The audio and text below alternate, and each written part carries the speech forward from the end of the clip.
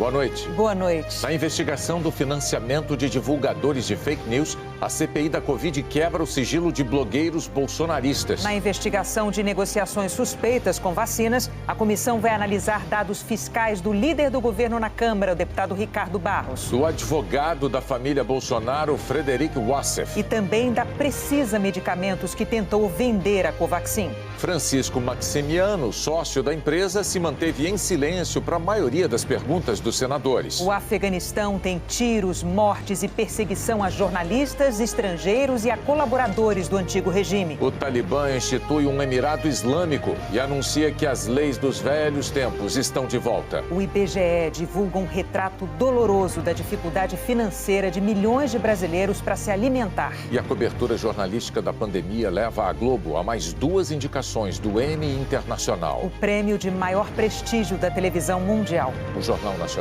está começando.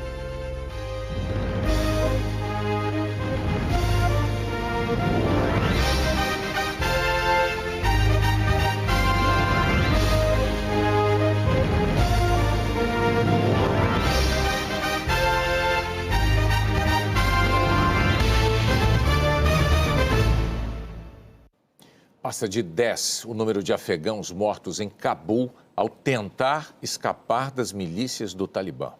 O grupo extremista também persegue jornalistas estrangeiros e caça afegãos que colaboraram com os Estados Unidos e aliados durante a ocupação. Os manifestantes foram para as ruas da capital Cabul, inclusive mulheres. Levaram uma gigantesca bandeira com as cores do Afeganistão e gritavam contra o Talibã. E o Talibã respondeu com tiros. Militantes extremistas dispersaram o protesto e avançaram sobre a bandeira abandonada.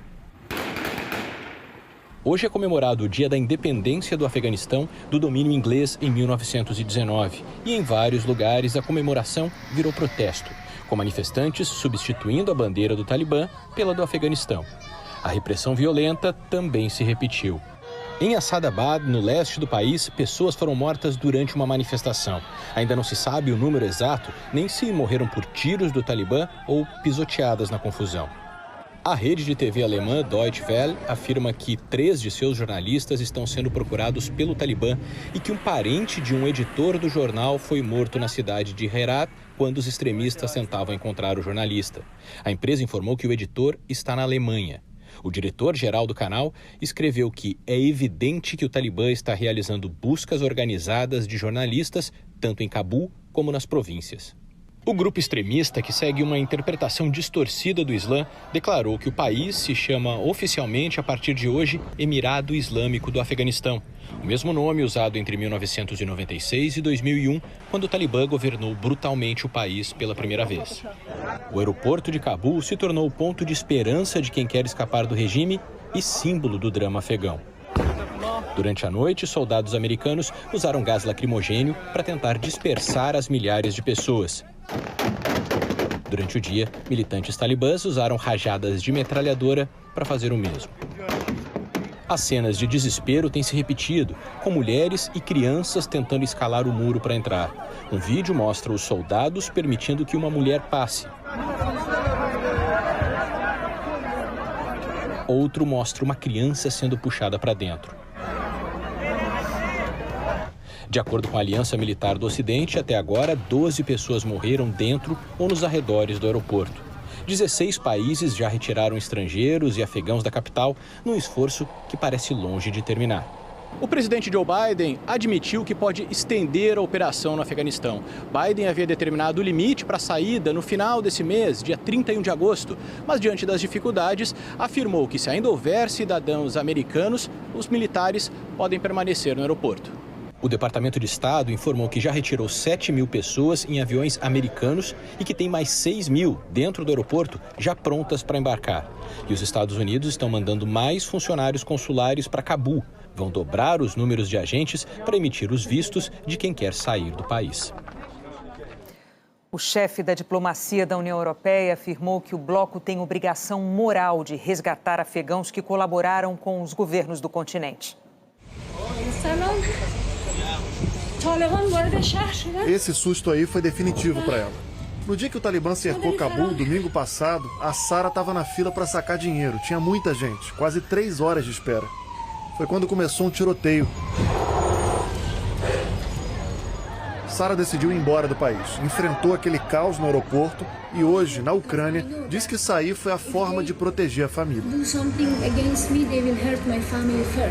Ela é cineasta, a primeira mulher a chefiar a empresa estatal de cinema do Afeganistão. Temia ser perseguida. Eles têm medo de mulheres independentes, ela disse. Sufocar a liberdade das mulheres é um padrão do Talibã. Uma realidade que vem inflamando protestos mundo afora.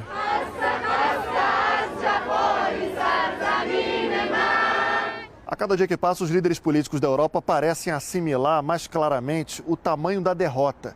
Hoje, o ministro da Defesa aqui do Reino Unido disse que a situação no Afeganistão faz o Ocidente parecer fraco. Num discurso ao Parlamento da União Europeia, o chefe da diplomacia do bloco classificou os acontecimentos como um pesadelo e uma catástrofe. Catástrofe para o povo afegão e para os valores e para a credibilidade do Ocidente, disse Joseph Borrell. Ele tocou na ferida, falou que os serviços de inteligência falharam ao não prever a volta rápida do Talibã e que a Europa tem a obrigação moral de resgatar o maior número possível de afegãos que trabalharam para a União Europeia. A Espanha está fazendo a parte dela.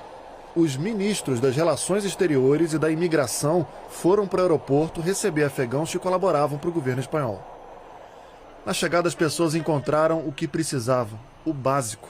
E aquela palavra de conforto que a gente sabe faz toda a diferença. Aviões não param de sair do Afeganistão em direção à Europa. França, Reino Unido, Alemanha, a missão de buscar logo as pessoas continua. Mas nem todo mundo tem essa sorte. A fronteira com o Paquistão parece cada dia mais caótica, cada um por si, saindo do jeito que dá. Perto da Turquia, a clássica cena de crises assim. Refugiados sem rumo, exaustos e passando frio. O presidente turco Recep Erdogan disse que o país não tem a obrigação de ser o armazém de imigrantes da Europa. Quando a gente fechar as fronteiras, ele disse, e mandar as pessoas em situação irregular de volta para casa, cada um decide para onde vai. Para os que temem uma nova onda de imigração em massa, o chefe da diplomacia europeia disse: não chamem essas pessoas de imigrantes, são exilados que estão fugindo para salvar a vida. Gente que não deixa o próprio país para trás porque quer, mas porque precisa. Aqui no Brasil, o Instituto Amazon divulgou hoje os números do desmatamento na Amazônia. De agosto de 2020 até julho deste ano, foram quase 10.500 quilômetros quadrados de floresta. Segundo o Amazon, a devastação acumulada nos últimos 12 meses é a pior em 10 anos. Brigadistas e agentes do IBAMA combatem um incêndio no território indígena do Xingu, no município Gaúcha do Norte, em Mato Grosso. O fogo começou na terça-feira e segue sem controle. Segundo o Instituto Nacional de Pesquisas Espaciais, Mato Grosso registrou esse ano o maior número de focos de calor do país, quase 10 mil desde janeiro. Brigadistas também tentam controlar o fogo no Parque Nacional de Ilha Grande, no Paraná, o segundo em 10 dias. A região abriga biomas de Mata Atlântica, Cerrado e Pantanal. Mato Grosso do Sul também está sofrendo os efeitos da seca. O nível do rio Paraná baixou tanto que deixou as pedras expostas. Os pescadores estão preocupados. Em Coxim, no norte de Mato Grosso do Sul, os açudes desapareceram. Onde ainda tem água, o gado se aglomera. O tempo seco também transformou a paisagem em São Gabriel do Oeste. A gente tem acordado assim com esse tempo seco, uma fumaça já sobre o céu e a mudança na vegetação já aparecendo assim com clima de deserto, né? Em algumas regiões de Mato Grosso do Sul, não chove há quase 2 meses. Nesta lagoa onde nós estamos, um dos cartões postais da capital, a água vinha até aqui. E agora, olha só, dá para a gente caminhar.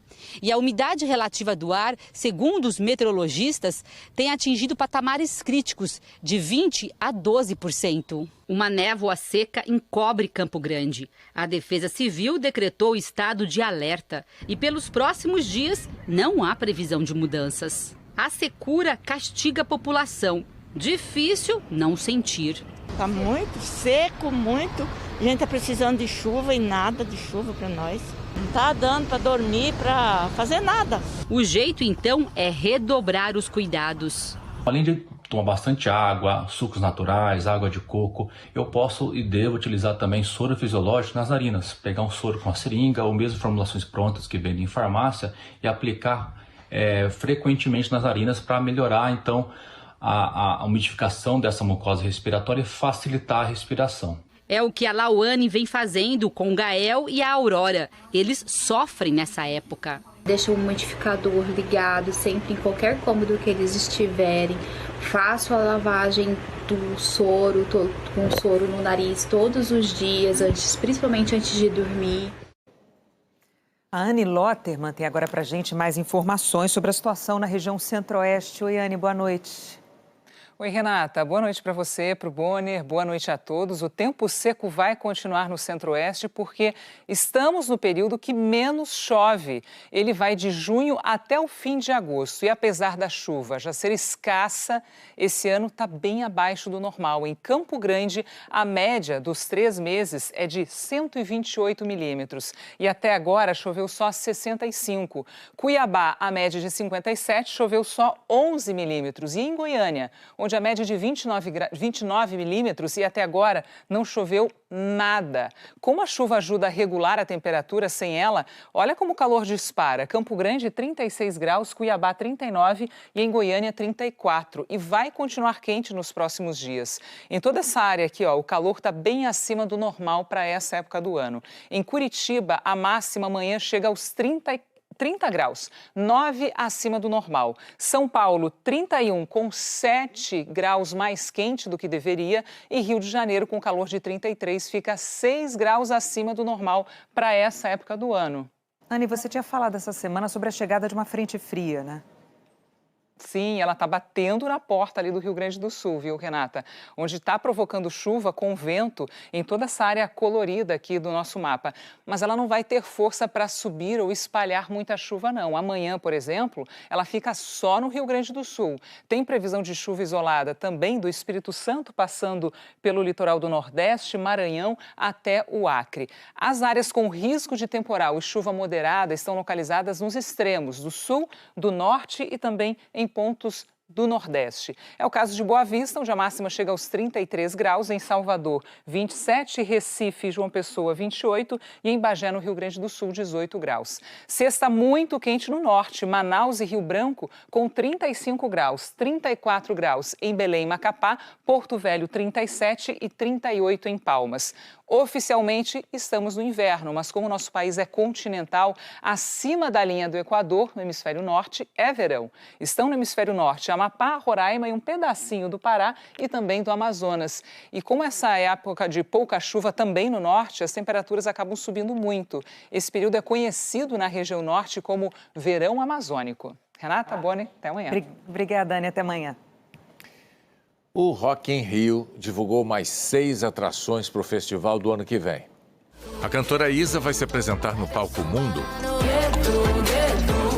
Ivete Sangalo também está confirmada. A Noite do Metal vai abrir o Rock in Rio de 2022. Na lista tem Dream Theater, Megadeth, Sepultura com Orquestra Sinfônica Brasileira e Iron Maiden.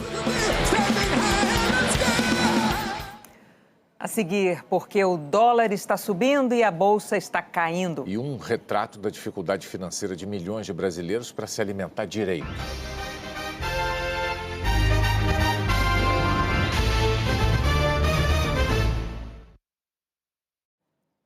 Nos últimos dias, o mercado financeiro tem apresentado números ruins no Brasil. A perda de valor das ações de empresas na Bolsa de Valores e a desvalorização do real. Se é verdade que investidor coloca dinheiro naquilo que acredita, Na tela do mercado, vemos uma crise de confiança no Brasil, com o dólar e a Bolsa de Valores como personagens centrais desse drama. A cotação da moeda americana subiu para R$ 5,42. É um termômetro da saída de dólares do país. Outro sinal de que estamos em baixa é a instabilidade da Bolsa de Valores de São Paulo, derrapando no ano. O que está acontecendo nesse momento no Brasil é uma saída de capitais, e é bom ficar claro o seguinte, que não é só capital de estrangeiros que estavam no Brasil que estão indo embora, tanto o estrangeiro como o nacional está com medo do Brasil. O professor Simão Silber explica isso com uma mudança do cenário brasileiro.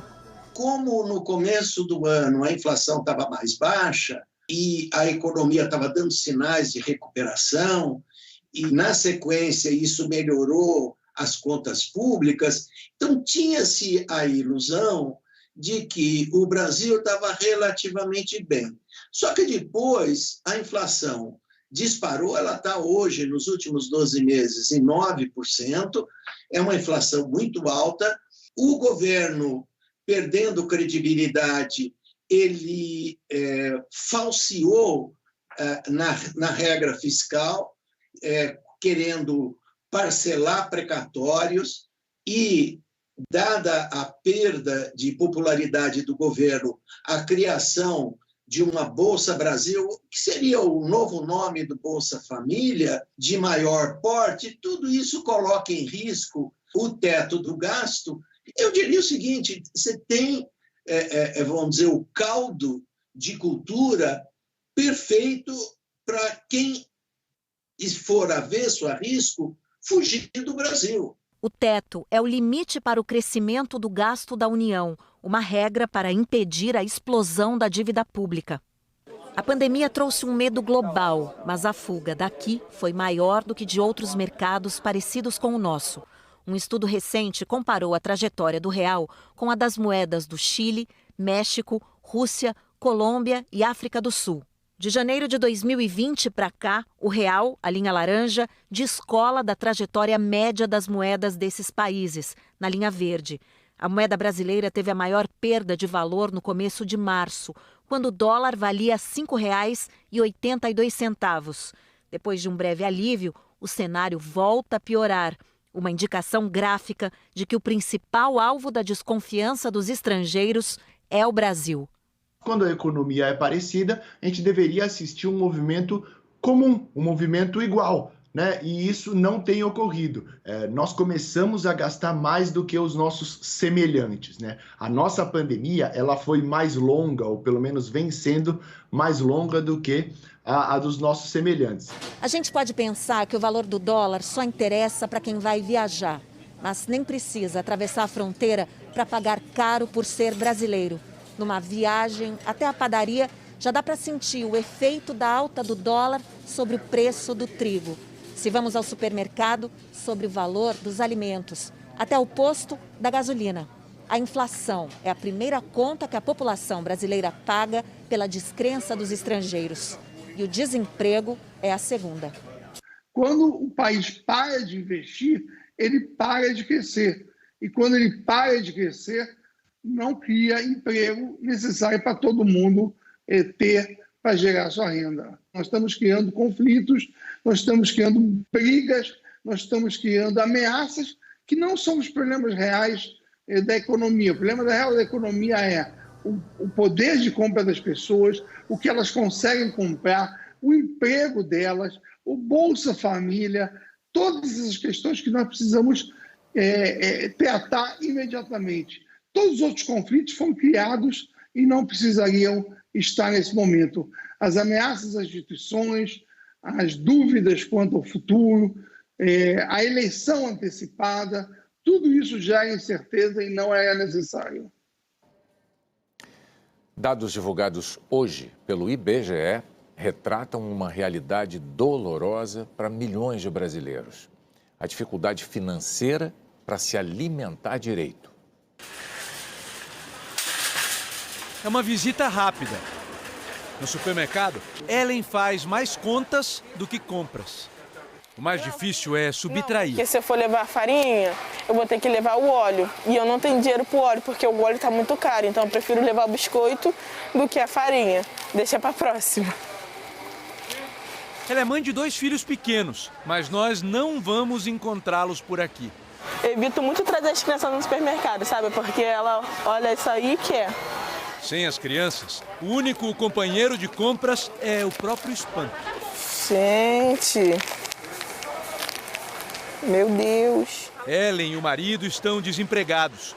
A única renda garantida da família de 4 pessoas é o auxílio emergencial de R$ 250, condição que não permite nem chegar perto de algumas prateleiras.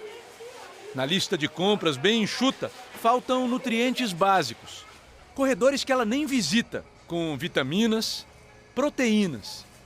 Carne? Carne? Não? Carne? O que é carne, gente? A pesquisa de orçamentos familiares do IBGE mostrou que, mesmo antes da pandemia, 41% da população brasileira vivia numa condição semelhante à da família da Ellen, sem ter a certeza de levar para casa comida em quantidade e qualidade suficientes. Muitas das vezes a gente dorme e acorda preocupado no que a gente vai comer no outro dia. A pesquisa mediu essa preocupação em valores. Segundo o IBGE, em 2018, no Brasil, cada pessoa da família gastava em média R$ 209 por mês com alimentação. A pesquisa perguntou quanto os brasileiros precisariam gastar para comer o básico. A diferença entre o que está no carrinho e o que falta é de 66,7%. As respostas indicaram que o valor por pessoa teria que ser de R$ 348. Essa é uma pesquisa muito detalhada, feita a cada 5 anos. Portanto, esses dados de 2018 refletem a situação em que o Brasil entrou na pandemia. Especialistas dizem que, desde então, o problema se agravou e atingiu um número cada vez maior de brasileiros. Só para ter um dado de comparação, nós estávamos com uma taxa média de desemprego em torno de 12%. Hoje estamos com desemprego em torno de 14,5%. E a gente não pode esquecer que o trabalho informal, que tradicionalmente funciona como um colchão de amortecimento das crises, nesse período da pandemia também não atuou dessa forma. A pesquisa também mostra que, no Brasil, de antes da pandemia, os problemas financeiros iam muito além do supermercado. Quase metade da população vivia em 2018 numa família que tinha alguma conta em atraso, principalmente despesas de água, luz ou gás. A fome transforma qualquer aperto financeiro numa questão urgente. Nós retrocedemos.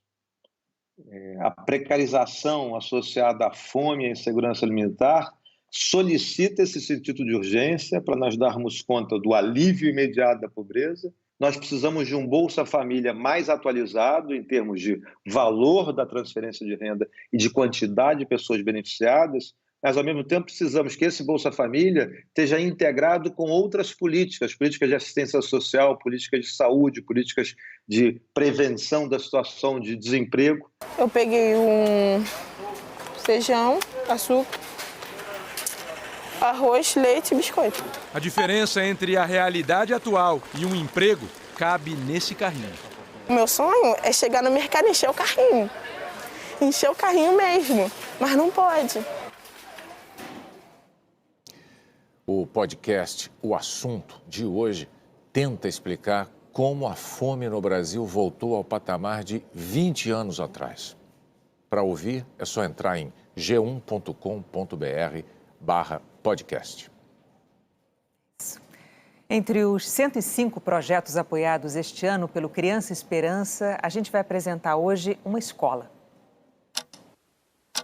Alguns momentos na nossa vida são precisos como um relógio.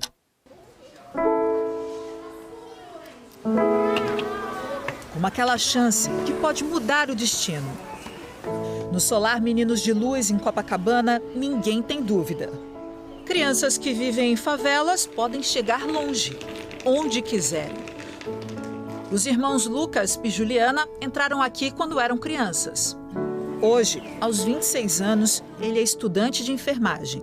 Entrei aqui com 1 ano e pouco de idade, então aqui eu aprendi a ler, escrever, a sonhar e acreditar que o sonho é possível, entendeu? acreditar que eu posso realizar todos os meus sonhos. Juliana tem 21 anos e está na faculdade de jornalismo. Eu moro na comunidade desde que eu nasci. Agora estou terminando a minha faculdade graças ao Solar também, que assim que nós saímos a gente conseguiu uma bolsa, né? Até nisso a gente cresceu. Muita gratidão também. O Solar Meninos de Luz recebe crianças e adolescentes que moram em comunidades vizinhas, nos morros Cantagalo e Pavãozinho, na zona sul do Rio.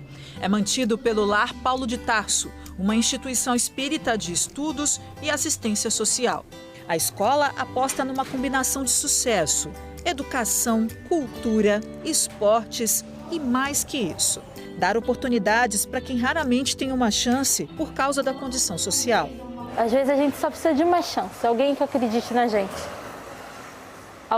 Um projeto, uma instituição, uma escola, um professor que confie na gente, que acredite no nosso potencial, que mostre o caminho.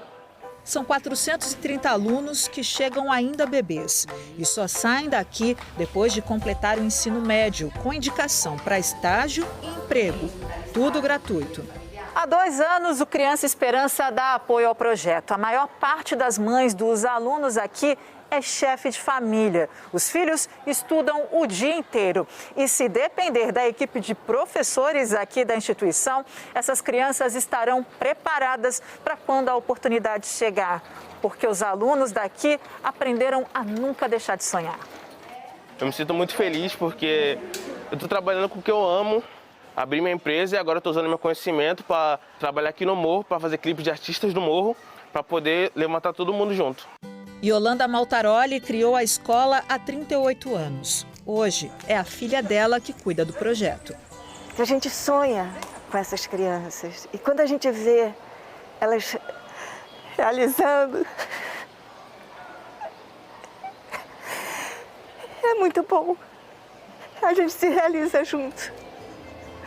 É possível, eles podem ir em frente, eles podem fazer todos os sonhos que eles almejam. Para doar R$ 7,00, ligue 0500 2021 007. Para doar R$ 20,00, ligue 0500 2021 020. Para doar R$ 40,00, ligue 0500 2021 040. Para garantir a doação, é preciso ouvir a mensagem até o fim. A novidade é que agora você pode fazer um Pix. A chave é esperança@unesco.org, sem cedilha. E para doar outros valores, entre no nosso site e clique na marca Criança Esperança. A seguir, os números da vacinação e da pandemia. E a noite em que o Mineirão voltou a receber torcedores.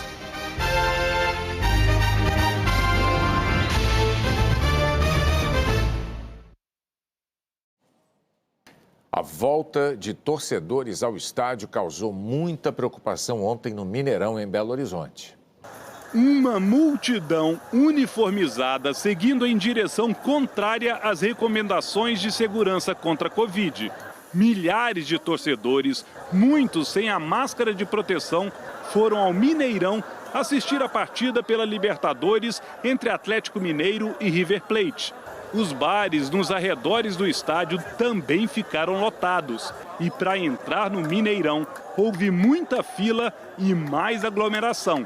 Do lado de dentro, a maior parte da torcida, limitada a 30% da capacidade do estádio, escolheu um lado só e não respeitou as regras de distanciamento.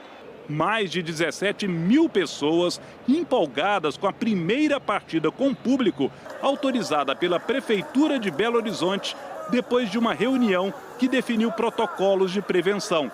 Teste negativo contra a Covid feito até 72 horas antes da partida, além de distanciamento e uso de máscara. Quando eu vi aquela cena no Mineirão, eu desesperei. O que me entristeceu diante da minha alegria toda de ontem foi aquelas cenas horrorosas, irresponsáveis, que o prefeito faz parte da irresponsabilidade, não estou jogando no colo de ninguém, que o prefeito, burro que é, aceitou que eles iam cumprir o compromisso que tinham com a prefeitura. O prefeito Alexandre Calil, do PSD, disse ainda que pode voltar atrás e proibir a presença do público nos estádios da capital. vai haver nova reunião entre representantes do Atlético, administração do Mineirão e do Cruzeiro, que também tem partida com torcida prevista para amanhã pela Série B, aqui mesmo no Mineirão. Se chegar perto do que aconteceu ontem, vai ser um desastre, na opinião do infectologista Unai Tupinambás. Além da preocupação com a variante Delta, ele lembra que a taxa de transmissão em BH hoje chegou a 1,02, o que significa que 100 pessoas infectadas transmitem o vírus para outras 102. A consequência é o quê? Aumento da transmissão do vírus SARS-CoV-2, a possibilidade da variante Delta estar no meio daquele povo. Não só quem está ali que pode adoecer, mas aquela pessoa pode colocar em risco as pessoas já vacinadas, porque pode estar gerando ali vírus mutantes. Aquele evento daquela forma não pode acontecer. A empresa Minas Arena declarou que se preparou para cumprir os protocolos de segurança contra a Covid e que, em 6 dias, vai publicar um balanço sobre a taxa de contágio durante a partida. O Atlético Mineiro afirmou que seguiu todas as determinações da Prefeitura e fez campanha de conscientização sobre aglomerações e uso de máscara. A Polícia Militar disse que tem atuado e que reforçou o policiamento em torno do estádio e em toda a cidade. Vamos ver os números da pandemia e da vacinação reunidos pelo consórcio de veículos da imprensa. Oi, Alan, boa noite. Oi, Renata, boa noite, Bonner, boa noite a todos. De ontem para hoje, o Brasil registrou 1.030 mortes por Covid. São 572.733 vítimas da doença. 35.793 novos casos foram confirmados nas últimas 24 horas. O total agora é de 20.494.014. A média de casos ficou em 29.895 por dia, o que dá uma redução de 9% em 2 semanas, dentro da estabilidade. Também com redução de 9% está a média de mortes. Em média, morrem de Covid no país 821 pessoas por dia. A velocidade da queda, ela diminuiu. Em vermelho no mapa, só um estado com alta na média de mortes, o Paraná. 8 estados e o Distrito Federal aparecem em amarelo, em estabilidade, e em azul, 17 estados com queda na média de mortes. Maiores reduções no Acre e no Rio Grande do Norte. Os números da vacinação mostram que nas últimas 24 horas, 1.367.842 pessoas receberam a primeira dose e 983.025 tomaram a segunda dose ou a vacina de dose única. Assim, o total do dia ficou em 2.350.867. E passou de 120 milhões o número de brasileiros que receberam a primeira dose, ou 56,78% da população. Mais de 53 milhões estão completamente vacinados, 25,24%. Ou seja, de cada 4 brasileiros, 1 tomou a segunda dose, ou a vacina de dose única. E os médicos lembram que a proteção máxima da vacina só vem 2 semanas depois que isso acontece. No mapa verde mais escuro mostra os estados mais adiantados na vacinação completa. São eles os 5 primeiros: Mato Grosso do Sul, São Paulo, Rio Grande do Sul, Espírito Santo e Santa Catarina. Outros detalhes em g1.com.br/coronavírus. Renata, Bonner. Obrigada, Alain. A seguir, as quebras de sigilo decretadas pela CPI da Covid. E a cobertura jornalística da Globo, que recebeu 2 indicações ao prêmio Emmy Internacional.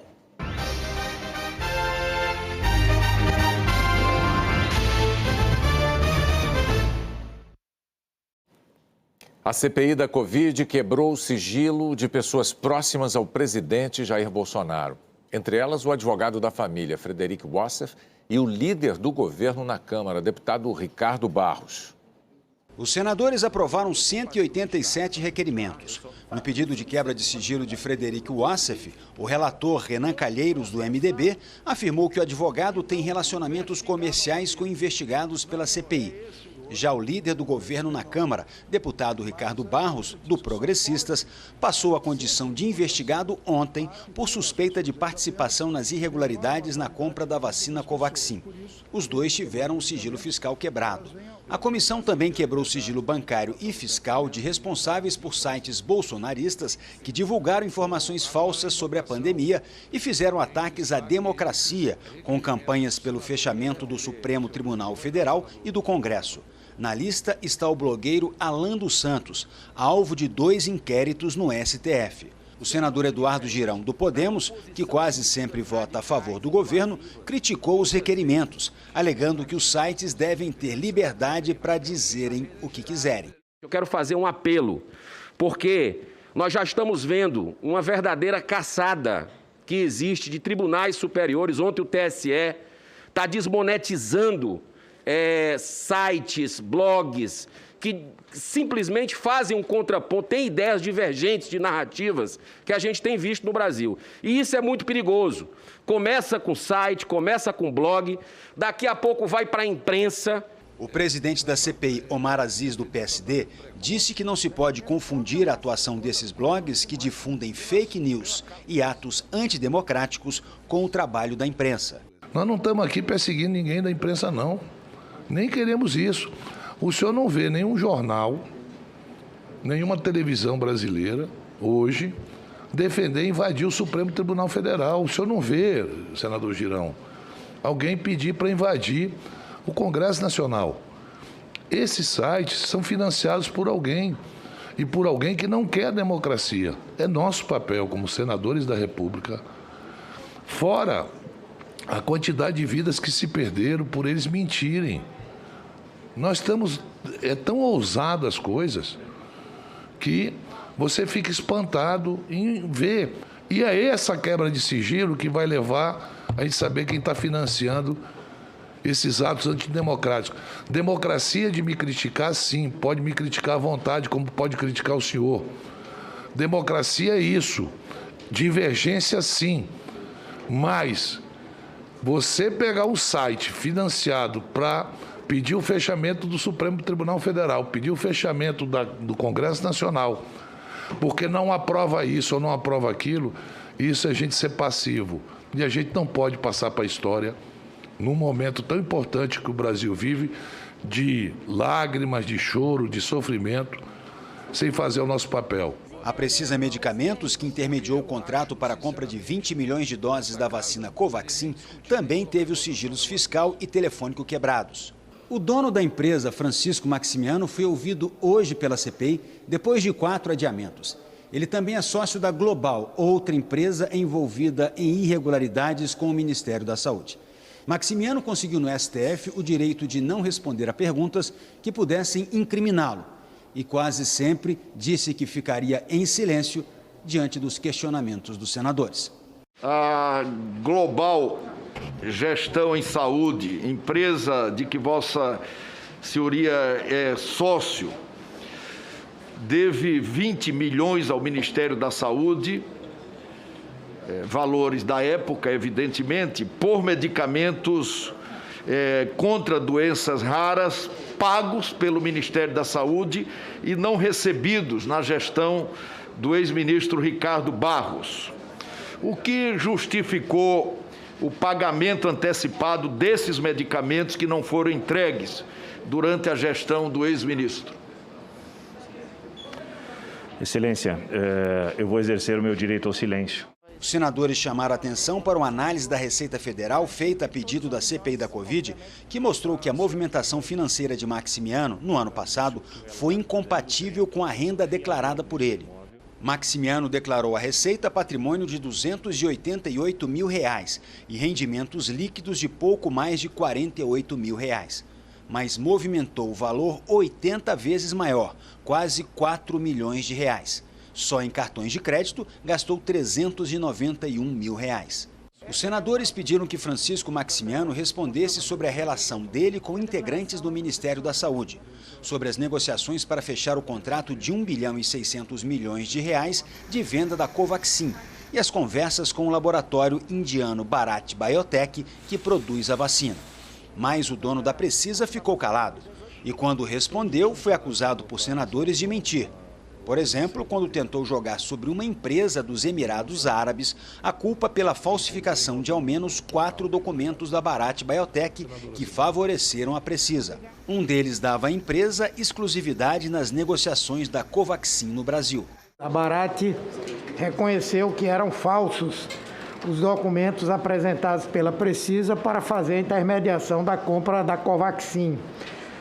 Me permita, se não foi por razão pessoal, o senhor poderia me dizer o que foi fazer na Índia nesse período? Sim, senhor. Eu fui à Índia apresentar para eles as evidências e as provas de que nós recebemos esses documentos da Invixia, um parceiro deles, eleito no processo por eles. A senadora Simone Tebet, do MDB, rebateu o argumento de Maximiano. A Invixia é dos Emirados Árabes e sabe escrever português perfeitamente. Invixia, que diga-se de passagem, não existe para o direito brasileiro e não existe no Brasil. Ela não existe enquanto estrangeira, não tem representante legal aqui. E quem mandou o documento, veio o documento do e-mail da Precisa. Hoje não há como fugir da responsabilidade. Esses documentos vieram da Precisa. Em seguida, Simone Tebet apresentou novos documentos que mostram que, diante das irregularidades, a Precisa só conseguiu fechar o contrato de compra da Covaxin com a conivência do comando do Ministério da Saúde. A senadora mostrou um ofício de 5 de julho da Controladoria Geral da União, cobrando do Ministério da Saúde a apresentação das memórias de 4 reuniões, e-mails e demais documentos relacionados ao processo de compra da Covaxin, indicando os agentes públicos que levaram à omissão. Em uma dessas reuniões, a CGU destaca que houve o aumento repentino de preço da aquisição por dose de 10 para 15 dólares, o que elevou o montante final da contratação de 200 milhões para 300 milhões de dólares. A senadora disse que considera fundamental voltar a ouvir o ex-secretário executivo do Ministério da Saúde, Élcio Franco. Ele era o número 2 da pasta na gestão de Eduardo Pazuello e, em janeiro deste ano, determinou que todas as tratativas de vacinas deveriam ser feitas pela Secretaria Executiva, comandada por ele. Antes de encerrar a sessão, os senadores derrubaram o sigilo de documentos enviados pela Bharat Biotech à CPI. E veio mais uma revelação, que na avaliação de senadores, reforça a atuação irregular da Precisa na negociação com o Ministério da Saúde. O laboratório indiano informou que não tinha um contrato formal com a Precisa para a venda de vacinas, apenas uma carta de intenções. A Bharat informou ainda que não chegou a acertar com a Precisa o valor que a empresa brasileira receberia para intermediar o negócio. A ministra do STF, Carmen Lúcia, deu 24 horas para que a CPI explique a quebra de sigilo fiscal do deputado Ricardo Barros, especialmente a decisão de obter informações de um período anterior à pandemia. Carmen Lúcia analisa um pedido da defesa do deputado para suspender a quebra do sigilo. A Comissão de Constituição e Justiça do Senado marcou para terça-feira a sabatina do Procurador-Geral da República, Augusto Aras, que o presidente Jair Bolsonaro indicou para mais 2 anos no cargo. Depois da comissão, o nome de Aras precisa da aprovação de 41 senadores do plenário numa votação secreta. A Comissão de Constituição e Justiça também recebeu a mensagem de Bolsonaro com a indicação de André Mendonça para o Supremo Tribunal Federal na vaga aberta com a aposentadoria do ministro Marco Aurélio. Para essa sabatina ainda não há data. O jornalismo da Globo foi indicado em 2 categorias do Emmy Internacional. É o prêmio de maior prestígio da televisão mundial. O Emmy Internacional foi criado em 1973 pela Academia Internacional das Artes e Ciências Televisivas, para reconhecer os melhores programas de TV produzidos e exibidos fora dos Estados Unidos. A academia reúne profissionais de mais de 500 empresas de todas as áreas da indústria da televisão, internet e tecnologia em mais de 60 países. Todos os anos, a academia seleciona mais de 1.000 profissionais de várias nacionalidades, com décadas de experiência, para integrar o júri. Os concorrentes não têm acesso a informações de quem são os jurados e nem sobre onde acontecem os julgamentos. O Emmy tem 3 grandes premiações anuais e a Globo já venceu em todas. O Emmy Kids é entregue em Cannes, na França. Até 2019, as cerimônias de premiação do entretenimento e do jornalismo eram realizadas aqui em Nova York, numa grande festa reunindo estrelas da TV mundial. Mas com a pandemia, a cerimônia passou a ser virtual. A desse ano vai ser no dia 28 de setembro. O governo disse hoje que 96%... Desta vez, o Jornal Nacional concorre na categoria Notícia pela cobertura da pandemia no ano passado. Boa noite. Boa noite. O coronavírus mata mais 100... O JN mostrou diariamente, desde março de 2020, o avanço da Covid-19 no Brasil. O Rio de Janeiro teve registro recorde de casos em um único dia. O drama nos hospitais e prontos-socorros lotados, milhares de pacientes em busca de tratamento, brasileiros que tiveram suas vidas interrompidas pela doença, a luta das famílias para conseguir enterrar seus parentes e os médicos e cientistas que desenvolveram vacinas e tratamentos que salvaram incontáveis vidas. O Jornal Nacional também denunciou mentiras que prejudicaram o combate à Covid e políticas públicas equivocadas que aumentaram a disseminação da doença. O JN concorre com produções do Reino Unido, do Catar e da Rússia. Enquanto brasileiros voltam às ruas apesar do avanço da pandemia... A Globo também vai disputar o Emmy Internacional de Jornalismo na categoria Atualidade. O Fantástico e o Profissão Repórter foram indicados pela reportagem que mostrou com imagens dramáticas a rotina de uma equipe de saúde dentro de um hospital público de São Paulo. A equipe médica do Hospital Geral da Vila Penteado gravou imagens da própria rotina de trabalho durante 5 dias, entre o fim de maio e o início de junho de 2020. O Fantástico e o Profissão Repórter disputam o Emmy com produções do Quênia, da Holanda e do Reino Unido. A Globo já ganhou 18 Emmys. O primeiro foi em 1976, na categoria Personalidade Mundial da Televisão, para o fundador e jornalista Roberto Marinho. Ele voltou a ser premiado em 1983 e o filho dele, Roberto Irineu Marinho, recebeu o mesmo prêmio em 2014, quando era presidente do Grupo Globo. It's a great honor for us to receive this Emmy. O entretenimento acumula 13 vitórias desde 1981, quando o especial A Arca de Noé foi premiado. Lá vem o pato, patacu, patacolar. A mais recente foi no ano passado, com a novela Órfãos da Terra. Essa é sua noiva? Fernanda Montenegro foi reconhecida melhor atriz em 2013 por Doce de Mãe. Eu tô sendo sua amiga. Você é uma garota incrível. E em 2019, Malhação, Viva a Diferença, venceu o Prêmio Emmy Internacional Kids, na categoria Séries. Nos últimos 20 anos, o jornalismo da Globo já recebeu 26 indicações. The Emmy goes to Journal Nacional, War on Drugs. Em 2011, conquistou a estatueta. O JN ganhou o Emmy pela cobertura da retomada do conjunto de favelas do Complexo do Alemão, no Rio, pelas Forças Públicas de Segurança. Naquela mesma noite, o lendário apresentador americano Larry King conversou com a equipe da Globo e disse que a beleza do Emmy é ser reconhecido pelos próprios colegas e que a equipe do Jornal Nacional deveria se sentir orgulhosa pelo prêmio. Proud. Be proud. Independente do resultado, a indicação ao Emmy é um reconhecimento enorme para centenas de pessoas, à frente e atrás das câmeras, que trabalharam e trabalham todos os dias para levar informação de qualidade até você. Ser indicado ao Emmy Internacional significa muito, sempre. É um motivo muito justo de orgulho para todos nós. Mas a indicação deste ano em especial nos tocou muito, porque ela reconhece o esforço de todos os nossos colegas em 120 emissoras de TV no Brasil e nos nossos escritórios no exterior. Jornalistas, técnicos, colaboradores de todas as áreas, todas. Do colega que prepara um microfone para a gente, ao profissional que mede a nossa temperatura ou que mantém o nosso ambiente de trabalho limpo, protegido. Essa cobertura difícil da pandemia tem exigido muito de todos, de todos. Nós fazemos isso por amor ao jornalismo e por respeito ao nosso compromisso com você, com todos os cidadãos brasileiros, com o país.